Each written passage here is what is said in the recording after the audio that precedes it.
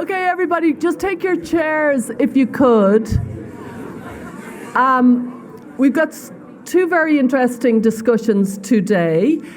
We have what if they're gay and not trans, which is a very, very pertinent question because we know so many gay, lesbian, bisexual people have come to the conclusion that they should transition. And so now we're hearing it from the horse's mouth to hear from different people with different perspectives, but certainly with their own sexual orientation to kind of say, this is where I come in and this is how I understand this. And later on, don't forget, at 7 o'clock, we will be having the panel of detransitioners and the bar will be open for that. So it should be a convivial affair. And also, yeah, if anybody wants, most people will be going downstairs. There is food downstairs in the bar after this. This will be at 5 o'clock. Will be free from 5 till 7.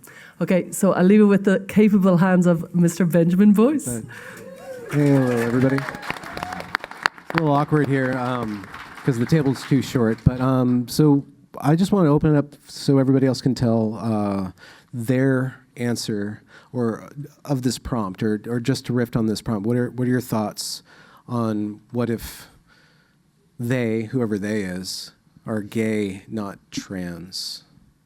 So, Iseult, would you like to start? We'll start in the middle. Sure. So, being asked to riff on this, I thought back to the early 1990s when I came out in the women's community in San Francisco. And there was a question back then, why are all of our butch lesbians transitioning? So, of course, they weren't all transitioning, but some were, and that was always a part of the culture. But there was always a freedom to be a butch lesbian, and there was always a freedom to love a butch lesbian. And yet what's happened since the 1990s is the complete erasure of that community. And there's no women's community for young same-sex attracted women to come out into. And if they are women who feel that they have a sort of a sense of female masculinity, they're being streamlined, they're being pushed down towards transitioning. And they don't see anything. They don't see any other women out there like them. They don't see the women out there that would love them. And so this is a question. How do these young women get to understand their sexuality? With this focus on gender, gender has very little to do with sexuality. I mean, it plays into our sexuality. But sexuality is about who we desire to spend our lives with, who we desire to have sex with. And so what the problem for young same-sex attracted people is, in a heteronormative society, they don't see what they can be. And so we're preventing these young people from getting a chance to explore who they are, who they authentically are. And if somebody wants to transition at the end of that, that's all good, right? I don't have a problem with people transitioning. I just want young same-sex attracted people to have a space to explore their sexuality. Just a follow-up question.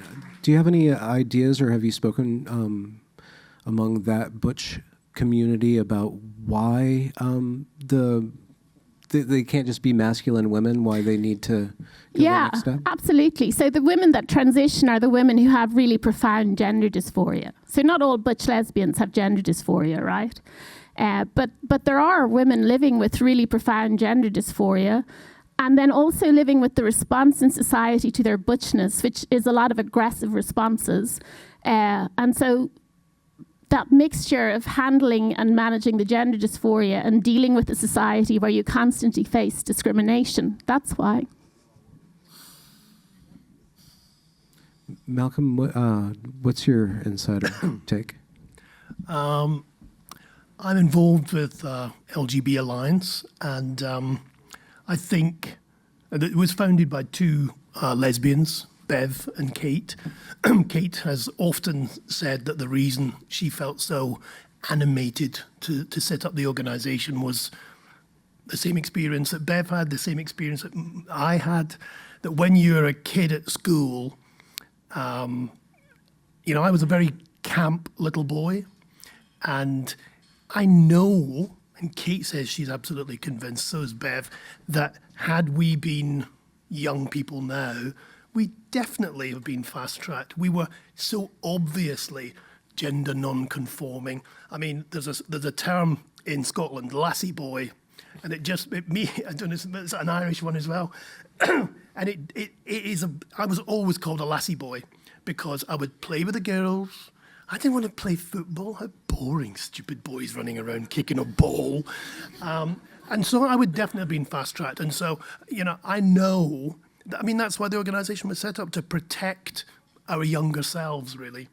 And the reason, one of the reasons I feel really strongly about puberty blockers was I was really badly bullied as a gender non-conforming kid.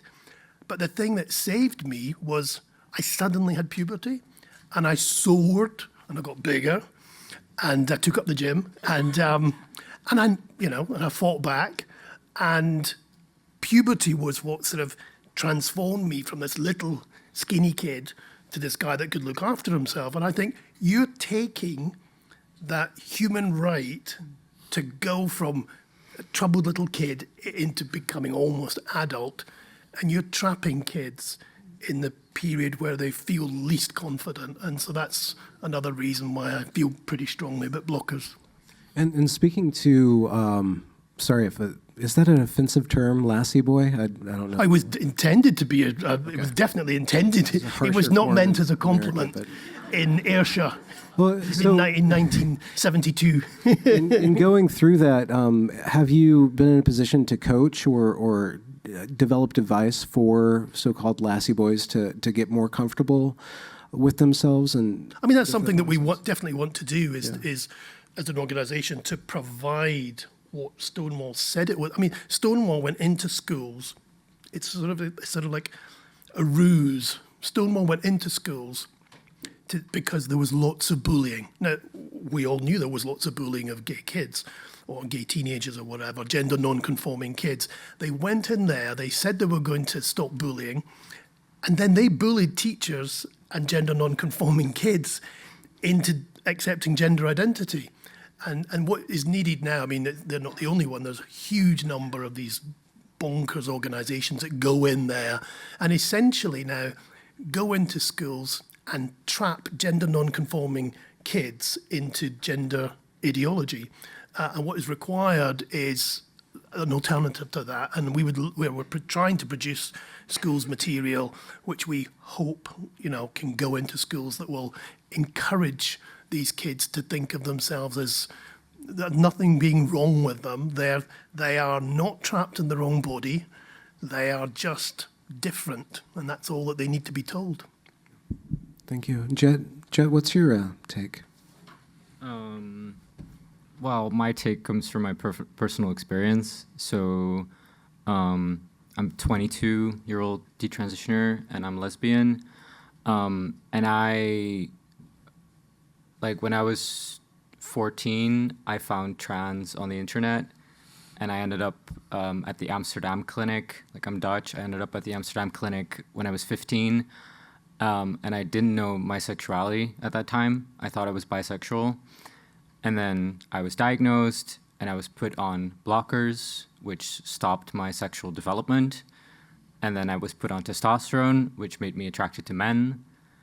And then for 5 years, I was just confused about my sexuality because it wasn't a proper sexuality. It was only sexual, and I wasn't getting crushes on men. It wasn't a nice thing. It was very uncomfortable. And then when I detransitioned last year and I stopped testosterone, I went through my own sexual development that I should have gone through at 16, and I was just lesbian.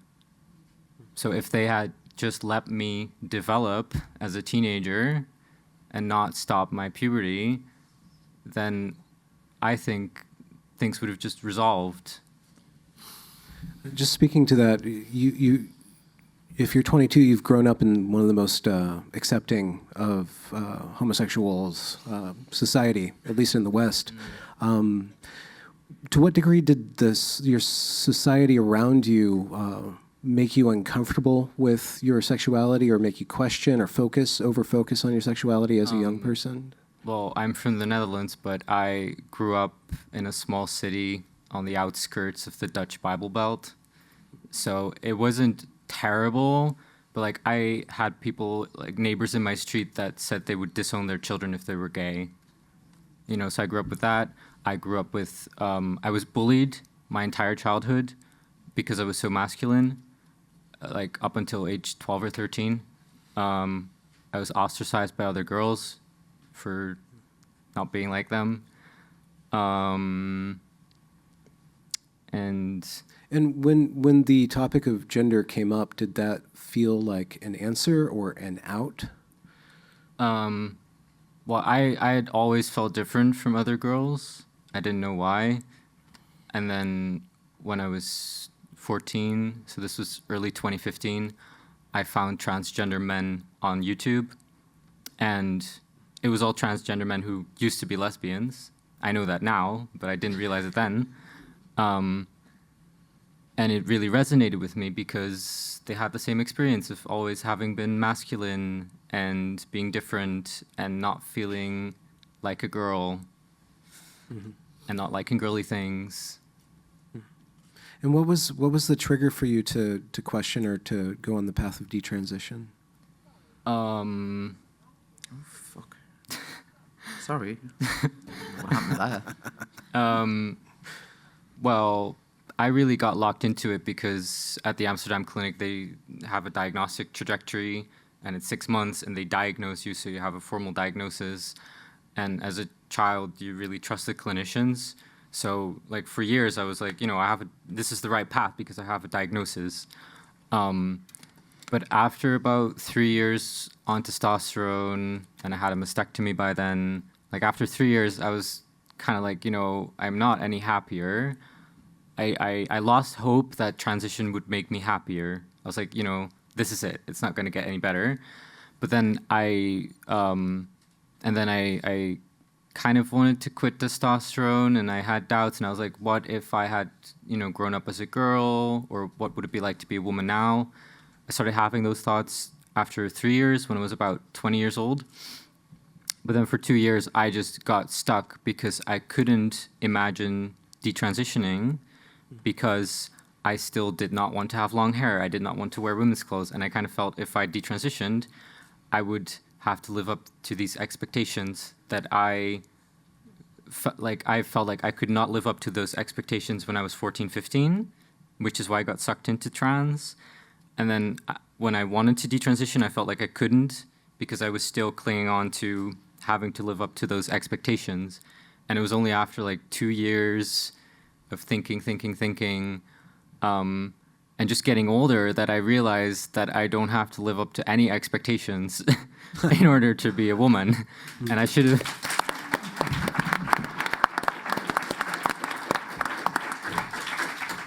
And someone should have told me that when I was 14. Yes. Thank you. Ritchie, what are your thoughts? Oh, my Just in brief. Keep it brief. 26 minutes, so we're good. Right. Yeah. I haven't got anything like properly prepared. I've just been making a few notes, so I'm sorry if this comes off a bit random, but I think let's go back to the original question first. What if they're gay, not trans? Well, how about what if they're just gay, right? Let's take about the not trans, because what you're doing by saying that is you're verifying that trans is actually a solution to this, to like a choice, you know? It's not. It's not. Fucks your body. I'm not apologizing for swearing. Fucks your health. Fucks your mental health. Completely destroys you. So the question I have for the people who say, if I was there if I was growing up now, I would have transitioned. And I understand that, right? My question to you is, I transitioned when this contagion wasn't there as an adult. So why didn't you transition as an adult with the same homophobia? What was it? And I've been thinking about this as we've been talking, and I think it's all to do with availability, because there were homosexual men who transitioned decades and decades ago, but it was so fringe because there were so many safeguards. You probably could have walked into the clinic, but you probably would have got bounced back. And the difference was safeguards.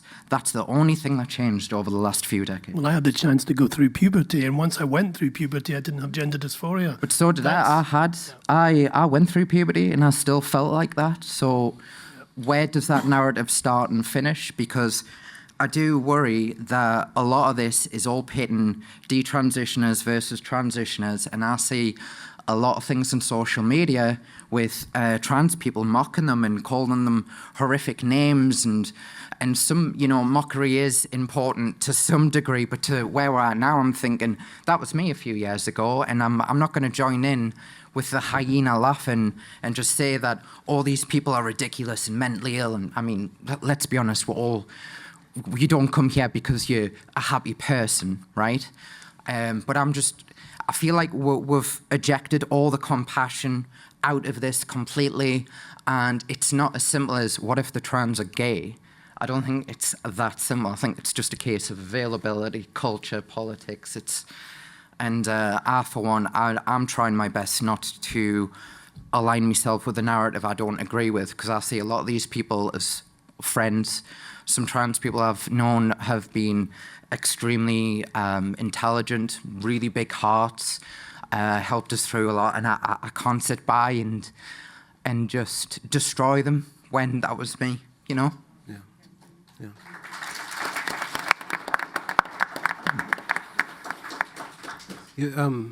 Before Angus speaks here, the theme that I'm picking up from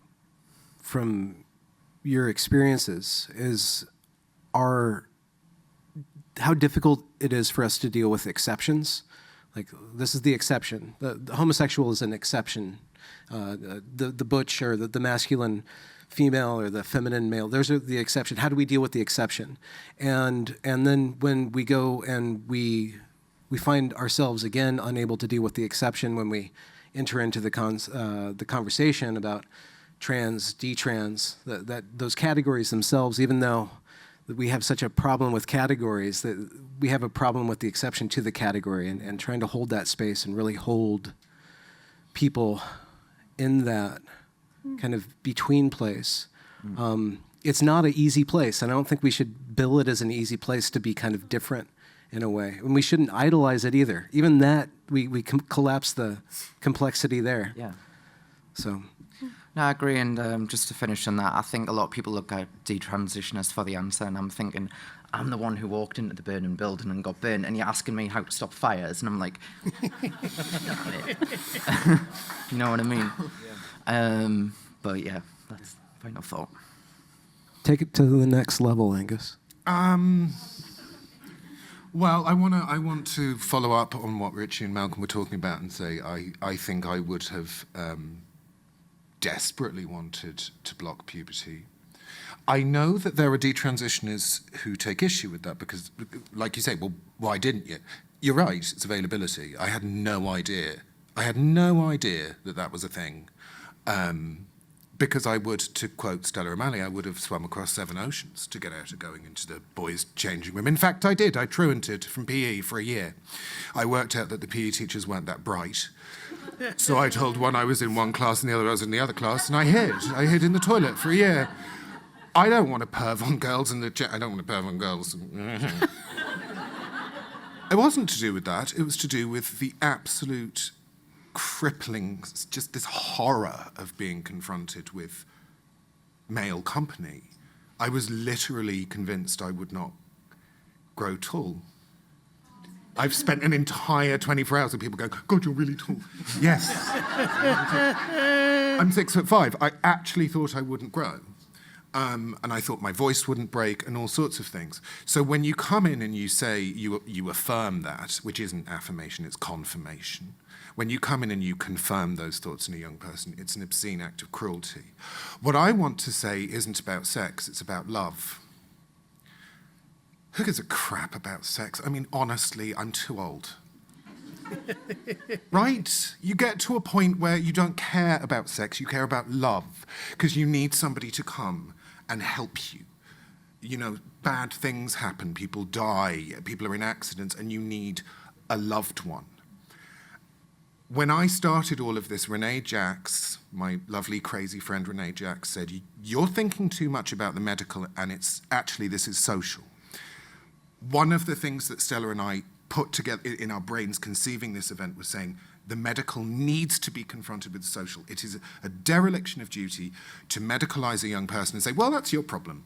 Go on, off you go. You campaign to have trans women swim. No, it's not your problem.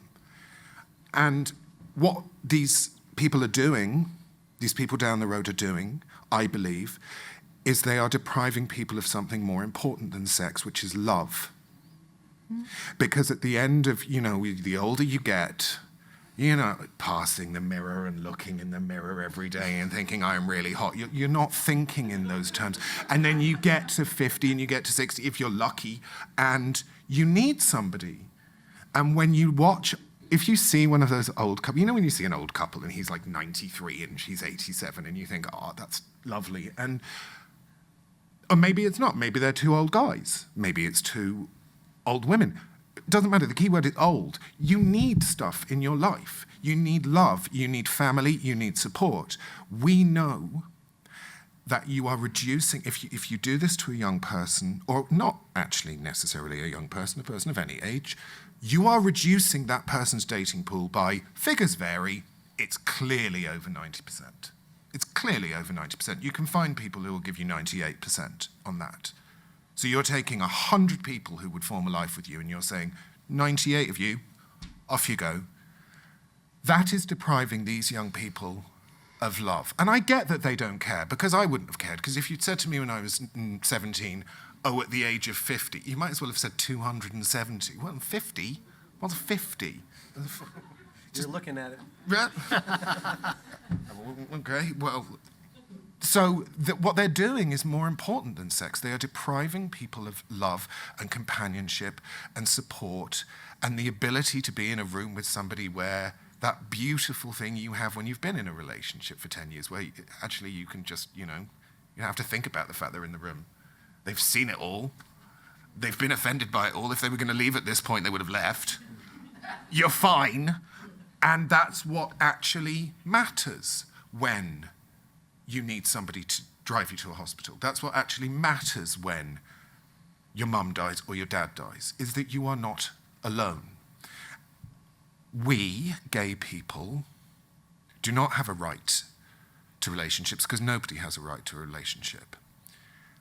But we have a right, as it were, to have as much right to seek that in life and to seek love and companionship and decency and care.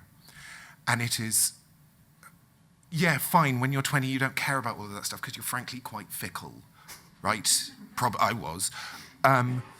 That the adults in the room need to be the people who say, you have to think about this. You have to think about the course of your whole life, not just the next few weeks, not just, oh, I'm feeling cute right now, I posted this picture, oh yeah, this person thinks I'm cute. That's meaningless. That's going to do nothing for you. Love is what matters. Well, somebody in this room will know, but there was a poem, all that is left of us is love. I can't remember who wrote it, but that's the last line of it. It's probably Philip Larkin, because I'm very ignorant and don't know that much poetry. It's true, all that's left of us is love. And this is depriving people of love. And it's criminal, and they should be fucking ashamed.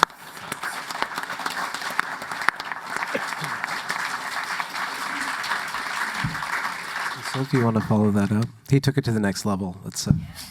He took it to the next level, but I want to say love also includes your sexuality. And I think that's... It does. And I think that's really, really important. And I want to hold out that space for women, loving women, that our sexuality is really important and it's not the same as male sexuality. But it's hot, it's brilliant, and it's part of our love. Okay? Yes. Welcome. I'm just going to say one of the strange sort of ironies of the gay movement, if you like, and how it blew itself up, is that 50 years ago we were campaigning to have sex without being criminalised, And yet somehow the movement morphed and now steals sexuality from children. So with puberty blockers, if you take puberty blockers and then you go on to transition and take cross-sex hormones and whatever, I mean, the genitals don't, I mean, this whole subject has only really recently come to light from Marcy Bowers and other people admitting that if you take puberty blockers, your genitals don't develop. So Jazz Jennings does not have a sex life and will never experience an orgasm. So how was it that a movement 50 years ago set up to free our sexuality so we could have sex without being put in jail, and now we're a generation growing up that can't have sex? I mean, it's almost a sort of moral tale of some movement that had a sort of pathology injected into it. And every time I think about it, I'm just baffled by how Nancy Kelly and other people don't see what the effect of what they're doing on young, not just young gay people, because there are straight, gender non-conforming kids as well. But it is really quite something that, you steal the possibility of having a sex life. And as you say, Alistair, love is all important, but those loving relationships start normally with sex. And if you can't have a sex life, then how do you develop a love life? And one of the things that I think has made the whole gender thing so powerful is I'm convinced that homosexuality still gives straight people the ick, right? It just gives straight people the ick. And they'd far rather be thinking about gender than sexuality. And that's really part of what's going on here. And it's one of the reasons that I'm no longer talking to straight people, except for maybe a few of you in this room. Radical. I'll talk to straight people. Yeah, this panel is moderated by a straight man, if anybody was wondering. Jet, do you have more thoughts? I'd like to say something about something you both said about the love thing. It ties into the love thing and also sexuality.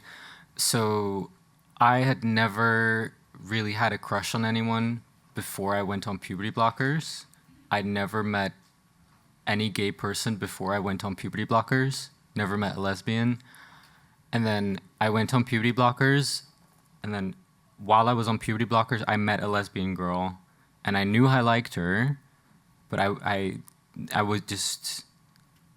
didn't have any feelings for her. I didn't want to kiss her. I didn't have any sexual feelings because I was on blockers. I knew I liked her, and it just wasn't making any sense. And then I went on testosterone, and that sort of gave me a libido, but it wasn't my own sexuality. My own hormone cycle was suppressed. I didn't have my own sexuality. And so I knew I was in love with this girl, but I wasn't experiencing actual attraction to her. And you do need that sexual attraction when you're crushing on someone. It's important also in the context of love. And then what you said about what this does to someone's body, I think it's a human rights violation to take that from a child because, like I said, I had no sexual experience before I went on blockers at 16. I had no experience with my body, none whatsoever. And then I went on blockers, testosterone, and both ruined my sexuality. Testosterone ruined my genitals. And only after quitting testosterone and my body recovering, only at the age of 22 have I experienced healthy genitals and non-painful orgasms, and that sexuality is actually nice. While for those 6 years between age 16 and 22, I thought sexuality was gross. I thought my body was gross. My genitals hurt. Orgasms hurt. I didn't want to be with anyone. I was ashamed of my body. And like I said, I wasn't actually crushing on anyone in a normal way. Nothing made any sense. Looking back on that, how did you process the? Was there frustration, or was it just cluelessness about why these feelings are going on? What do I do with these feelings?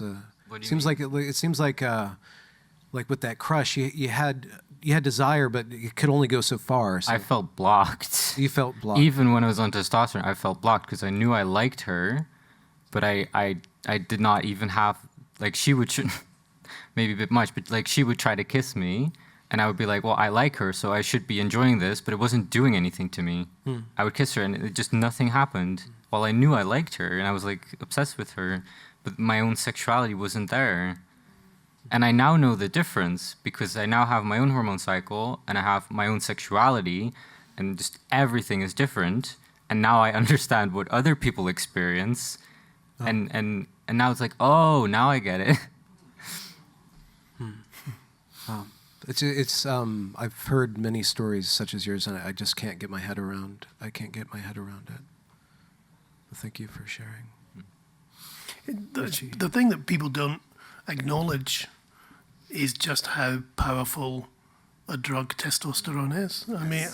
I mean, they're giving this incredibly mind-altering substance to teenagers once they're off the puberty blockers. They then go on. I mean, estrogen too is really. Can I come in on that after Yeah, you're done? absolutely.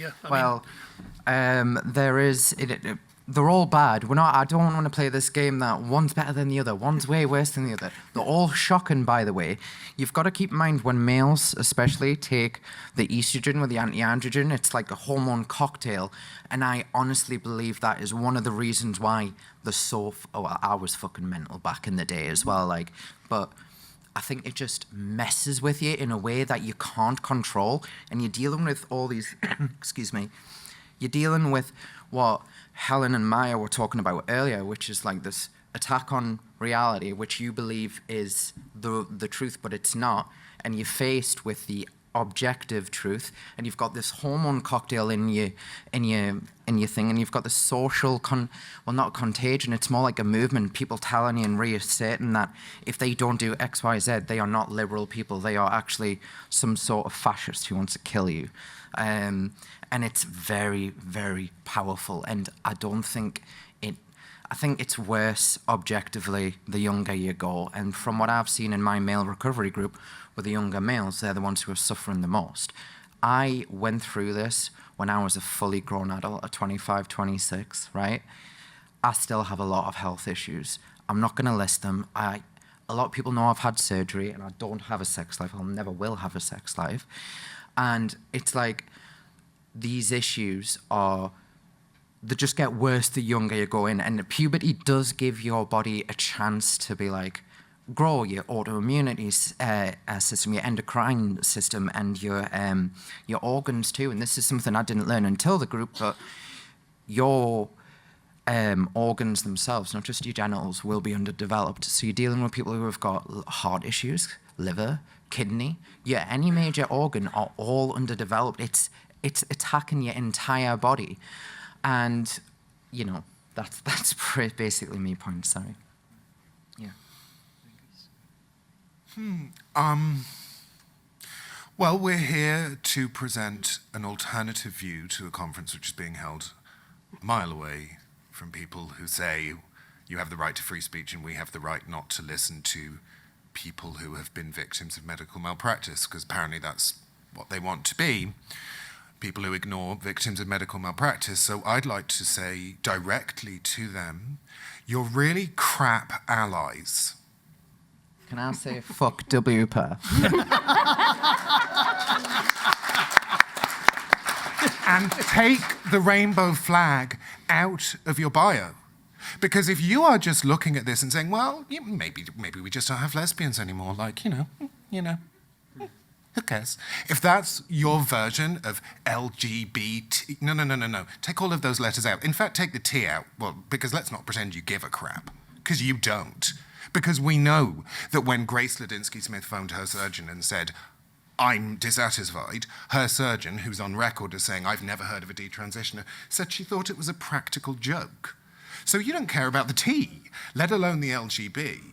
And I think we, as gay people, need to be a lot more muscular in saying to people, you're a crap ally, get the flag out of your bio, because if you're just happy to see this happen to a generation of young people who are same-sex attracted, which is something which takes processing and it's difficult and you have to get through it, and you have to build yourself in a way that not everyone does. And there are lots of things like that in life, right? There are loads of things that you might deal with which make you a bit different. If they've got that is enough to deal with without the medicalization. And I think we need to be a lot more muscular. And I would say to friends and colleagues in the room, particularly in North America and particularly in Canada, you need to be really muscular and fearless and say, you're a crap ally, get the flag out of your bio, you've no business having the letters LGB in your mouth. Frankly, in my opinion, T, I would add to that. I would like to see more muscularity in the way that we address these people. And I hope that just being here and building connections and will have some confidence, and it will enable people to speak quite confidently about this and to say, I'm going to explain to you why either you're really, really thick, or more likely, you have this very seriously wrong in a way which is yeah, it is a first world problem. It's also a first world problem which matters because it's real people's lives. These are not just statistics. I came into this through the parents, through meeting parents, and since then I've met all sorts of people. We aren't just numbers, these are real lives, and there's no accountability. And I'm very proud that we are here together to hold them to account, because they need to be held to account. Somebody has to do it.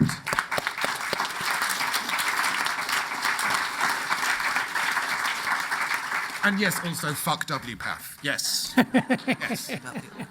So I don't. Or sorry to interrupt. Or please change WPATH. Sorry. So I'd also, I mean, the allies, you know, I'm definitely not talking to the allies, but I'd like to call out our communities as well. So I was looking at Wet for Her sex toys and their celebration of Lesbian Visibility Week. And they said, the aim is to celebrate all LGBTQ plus women, that includes men, and non-binary people, which includes men, to create unity and celebrate lesbian, bisexual, and queer women to be able to be our true selves in work, at home, and in the bedroom. But when we're not giving young women the chance to say that they have boundaries, that they desire women. And it was funny earlier when Helen said lesbians won't sleep with trans women on a matter of principle. And I know Helen meant that in a particular way, but I want to say it's not a matter of principle. It would be like asking me to sleep with Sam Smith, for God's sake. Nobody wants to do that, do they? Nothing is that bad. Come on. Nothing's as bad as being asked to Seriously, sleep with it's like Sam Smith. Some people desire Sam. That's cool. But it's about, like, I'm not attracted, right? Why should I have sex with you? Fuck off. No, I know, Helen. I know. But I'm just, it was just an interesting use of words. And you know, our community ostracizes us for speaking up, right? They ostracize us for speaking up and wanting to create a space where young same-sex attracted people grow up and explore their sexuality and discover who they are and who they desire. On the positive side, one of the things I like a lot about what's happened over the last 3 or 4 years is how much straight, concerned people have really assisted and helped gay people. I mean, they've seen that there is. I mean, can you imagine how sort of nervous they were? They see that the gay community has exploded itself and is like a civil war. But they have reached out, and unlikely people, like, you know, if you told me, you know, 5 years ago I'd be sitting down with a Tory baroness or the leader of the House. Peter Bottomley came to the LGB Alliance conference and, you know, hello, I'm Peter Bottomley, the leader of the House. I'm thinking, what? But these are just older, straight, political people who genuinely have a concern. And you know, people talking about, you know, Section 28 and all the rest of it 20, 30 years ago. Our culture has completely changed, where you get people all across the political spectrum who can see there's a problem there, and they have really helped. And I think that's one of the best things about this movement over the last few years. We're going to wrap up here. And Ritchie, you want to? Yeah, I just want to wrap up with a question, and I think this is underpinned to my earlier point, which is, what if the straight and not trans? Why is it that we only cared about this political group that we have deemed worthy? Because they are getting massacred too. Probably in a much, because there's more of them naturally. They're the one, you know, you're getting lots of breasts cut off. You're getting penile inversions, and I don't care if they're gay or straight. It's still an absolutely barbaric thing to do to anyone. Absolutely. So. There's no Q&A for this, but thank you very much for tuning in. Well done. That wasn't so bad, was it?